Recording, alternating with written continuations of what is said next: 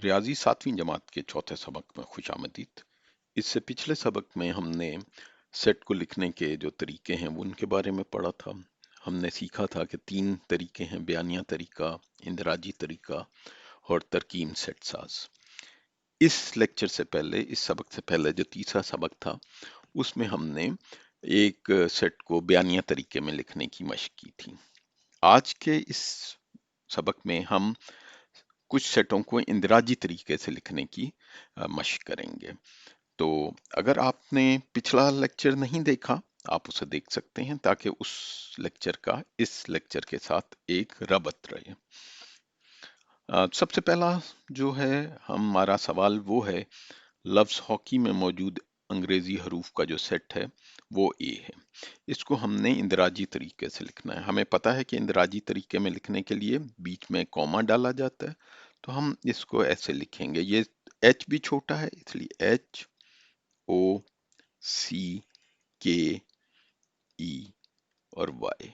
तो ये इंदराजी तरीका होगा। इस सेट को, जो ए को पिछली जगह यहाँ पर बयानिया तरीके से लिखा गया था, तो इसमें हमने एक बयानिया तरीके से लिखे हुए सेट को तब्दील किया है इंदराजी तरीके में। इससे अगला हम पढ़ते हैं। एक और सवाल है बी। ये सेट है 3 पर काबिल तकसीम 18 से छोटे तमाम आदाद। ये भी बयानिया तरीके में लिखा गया है। इसको हमने इंदराजी तरीके से लिखना है। तो इसमें हम बी और तमाम आदाद जो हैं, तमाम आदाद हम, तो ये 3, 6, 9, 12, 15। अब सवाल ये है कि क्या हम इसमें 18 लिखें या ना लिखें। जो हमारा बयानिया तरीका उसमें लिखा गया है 18 से छोटे तमाम आदाद। इसका मतलब है कि 18 इसमें नहीं लिखा जाएगा, तो हम इसको इस तरह लिख देंगे। अगर आप इसको ये समझें कि ये जो सेट है तमाम आदाद हैं, तो ये प्लस नेगेटिव भी हो सकते हैं, तो इसलिए हम फिर इधर यहाँ पे जमा और मस्बत और मनफी का निशान भी डाल देते हैं। इसको अंग्रेजी में इंटीजर्स कहते हैं, उर्दू में सही आदाद कहते हैं। तो इसको अब हमने सही आदाद के तौर पे लिखा है, तो यहाँ पे हम इसको कह सकते हैं तमाम सही आदाद का सेट। इसके बाद हम एक और अगली मिसाल की तरफ जाते हैं। इस मिसाल में जो सेट है उसको बुनियादी तौर पे तरकीब सेट साज तरीके से लिखा गया है। तरकीब सेट साज तरीके से, और अब हमने इसको तब्दील करना है इंदराजी तरीके से। तो हम इसको लिखते हैं और पढ़ते हैं। इसकी अलामात पिछले सबक में भी पढ़ाई गई हैं। अगर आपको अभी ये पूरी तरह क्लियर नहीं है, अगर आपको ये पूरी तरह ये वाज़ेह नहीं है, तो इसको पिछले लेक्चर को और पिछले सबक में इसको सुन लीजिए। अब ये क्या कहता है, ये कह रहा है सी, ऐसा सी का जो रुकन है एक्स है वो कैसे है। एक्स जो है वो डब्ल्यू का मेंबर है। डब्ल्यू अंग्रेजी में होल नंबर कहते हैं, उर्दू में इसको मुकम्मल नंबर कहा जाता है। मुकम्मल नंबर, मुकम्मल आदाद। मुकम्मल आदाद कौन से हैं? जो 0 से शुरू होते हैं, 0, 1, 2, 3। और ये जो अगला उल्टा वी है, इसका मतलब है और x जो है वो 5 से बड़ा है। तो हमें ये समझ आ गई कि हम इसको कैसे लिखेंगे। बड़ा है 5 से, तो 5 नहीं आ सकता, 6, 7, 8 और इस तरह ये चलता ही चला जाएगा। तो ये सेट हमने लिख दिया है इंदराजी तरीके से। एक और मिसाल देखते हैं। इस मिसाल में ये कहता है कि f ऐसा रुकनों पे मुश्तमिल है x पे जो कि z के नंबर है। z कौन सा है? अभी हमने बात की थी, ये सही नंबर होते हैं। सही नंबर कौन से हैं? अंग्रेजी में इनको इंटीजर कहते हैं, सही नंबर।